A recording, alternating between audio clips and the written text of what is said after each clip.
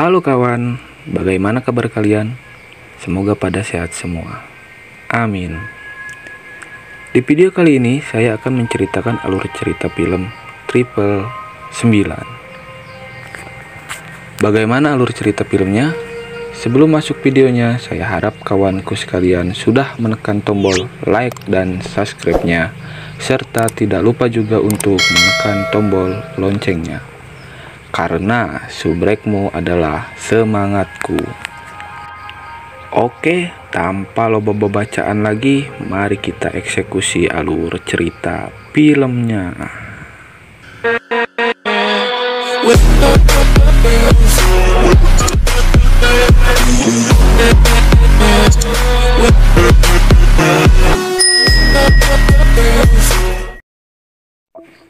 Di awal film, kita diperlihatkan 3 orang pria yang tengah merencanakan sesuatu.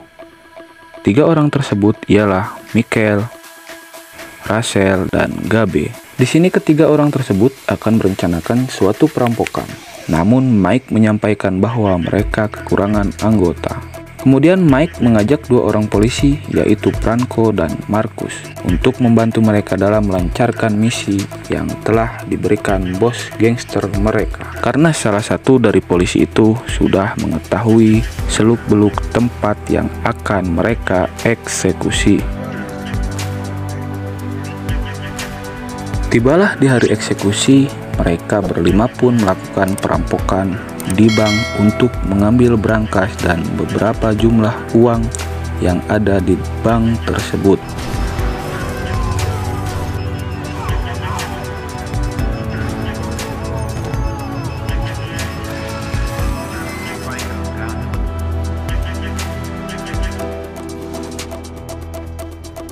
Singkat cerita, walaupun harus bersusah payah, mereka pun akhirnya berhasil di misi yang pertama. Namun ternyata, tim yang dipimpin oleh Mike tidak mendapat bayaran dari istri bos gangster mereka. Tetapi mereka malah mendapat tugas lain dari istri bos mafia, yakni Irina, untuk menjalankan misi lainnya. Di scene lain, kita diperlihatkan seorang polisi yang bernama Chris tengah memasuki kantor kepolisian. Chris pun diperkenalkan ke seluruh jajaran bahwa Chris akan menangani kasus bersama si polisi Marcus.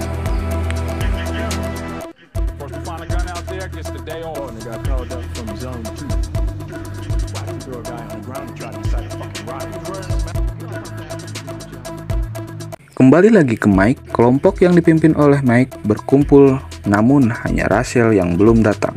Di saat mereka berbincang tentang misi selanjutnya, mereka dikagetkan dengan kedatangan mobil Rachel yang menabrak dinding. Ternyata di dalamnya Rachel kepalanya sudah ditutupi plastik asoy, asoy nggak tubre, yang mengakibatkan Rachel banyak kehilangan darah. Dengan berat hati, Mike pun menembak Rachel untuk mengakhiri penderitaannya. Lalu keesokan harinya, mereka berempat pun berkumpul kembali untuk rencana yang akan dilakukan. Ternyata tugas yang diberikan Irina adalah membobol dokumen yang terdapat di kantor pemerintahan dan mencuri data kejahatan suaminya, Irina.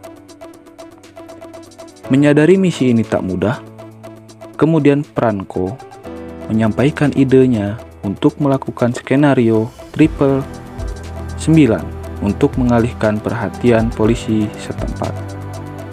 Karena misi ini sangat mustahil mereka lakukan dalam waktu 10 menit. Dan yang belum tahu arti Triple 9, yaitu kode bahwa terdapat anggota petugas yang gugur saat melakukan operasi. Di tempat lain, di tempat pemandian air panas, Mike dan yang lain pun tengah merencanakan pembunuhan kepada salah seorang anggota polisi, yaitu polisi Chris. Di sisi lain, pamannya Chris yang bernama Detektif Jack sedang mencari info tentang perampokan yang dilakukan oleh komplotan Mike. Detektif Jack menemui si lelaki bertulang lunak yang kita sebut saja Black Princess. Detektif Jeb membayar si Black Princess untuk mendapatkan info komplotan perampok bank yang dilakukan kelompok Mike. Di scene lain, kita diperlihatkan unit Chris dan Marcus sedang melakukan operasi penangkapan yang diduga pelaku pemenggalan beberapa minggu yang lalu.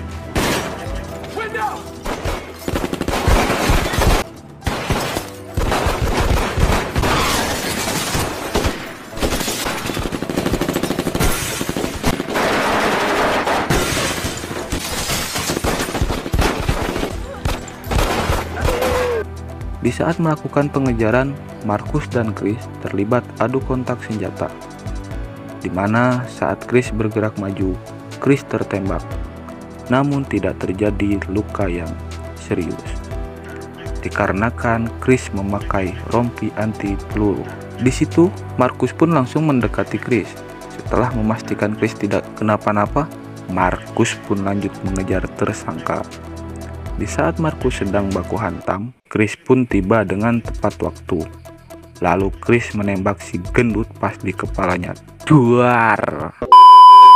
Setelah melakukan pekerjaan yang melelahkan, Chris dan Marcus pun minum ciu di bar ternama sambil mengobrol dan udud. Beralih ke Mike, pada malam hari di suatu kafe, Mike dan Irina sedang minum dan membahas tugas yang diberikan Irina. Namun Mike dikejutkan dengan anaknya yang sedang berlibur. Jika Mike tidak bisa mengerjakan tugas yang diberikan Irina dalam waktu 24 jam, Mike tidak bisa bertemu anaknya. Di scene lain, asisten detektif Jeb yang bernama Link sedang mengikuti Gabe yang ternyata sedang mengawasi kediaman Chris. Sadar keponakannya dalam bahaya, detektif Jeb langsung mengerahkan seluruh anak buahnya untuk merapat ke TKP. Sesaat sebelum polisi tiba, Gabe berhasil melarikan diri. Singkat cerita, setelah kejadian yang dilakukan Gabe, Mike pun langsung naik pitam. Dia menyiksa pacar Gabe karena keegoisan Gabe. Kasus perampokan yang mereka lakukan perlahan akan terbongkar. Detektif Jeb yang mendapat informasi dari anggotanya perlahan sudah mengetahui dalang di balik perampokan yang dilakukan Mike dan kawan-kawan, yaitu atas perintah bos gangster Rusia yang bernama Vasily dan istrinya Irina. Beralih ke Mike, Marcus, dan Franco yang akan segera melancarkan aksinya. Marcus sebagai eksekutor yang akan membunuh Chris, namun di dalam lubuk hati yang paling dalam, dia masih ragu dengan tugas itu. Tetapi Marcus tetap profesional dengan akan melakukannya. Namun, situasi tak terduga menimpa mereka. Ketika hendak melancarkan pembunuhan terhadap Chris, justru Marcus yang malah tertembak dan dilarikan ke rumah sakit. Namun, Franco dan Mike tetap melancarkan misinya untuk mengambil berkas di kantor pemerintahan dan menembak satu penjaga di luar yang menjaga kantor pemerintahan, lalu masuk dan menembak dua penjaga lainnya di dalam. Di sisi lain, detektif Jeb marah mendengar di TKP penembakan ada Chris. Lalu Jeb pun langsung menyuruh seluruh anggota polisi untuk mengepung TKP. Kembali ke Mike. Setelah berhasil merampok kantor pemerintahan, Mike pun memberikan hasilnya kepada Irina dan Mike pun berharap bisa bertemu anaknya. Namun yang terjadi malah sebaliknya. Mike pun kesal dan meledakkan bom yang ia rakit di dalam mainan untuk anaknya. Puas melihat mobil Irina terbakar dan melihat Irina dan pengawalnya mati, dalam perjalanan pulang, Mike pun diberhentikan oleh Franco, dan Franco pun langsung membunuh Mike. Tak hanya itu, Franco berniat akan membunuh Chris, namun rencananya sudah diketahui detektif Jeb. Dan ketika di dalam mobil, Franco pun ditembak oleh detektif Jeb dari belakang. Setelah menembak Franco, Jeb pun udud dan film pun berakhir. Oke, mungkin sampai sini dulu alur cerita filmnya. Terima kasih sudah menyaksikan alur cerita film yang sudah saya rangkum dan yang sesederhana ini. Semoga kalian terhibur dan tak bosan-bosan juga saya mengajak kawan sekalian untuk mendukung channel ini dengan cara like, komen, dan subscribe. Akhir kata, saya pamit undur diri. Sampai jumpa di video-video berikutnya.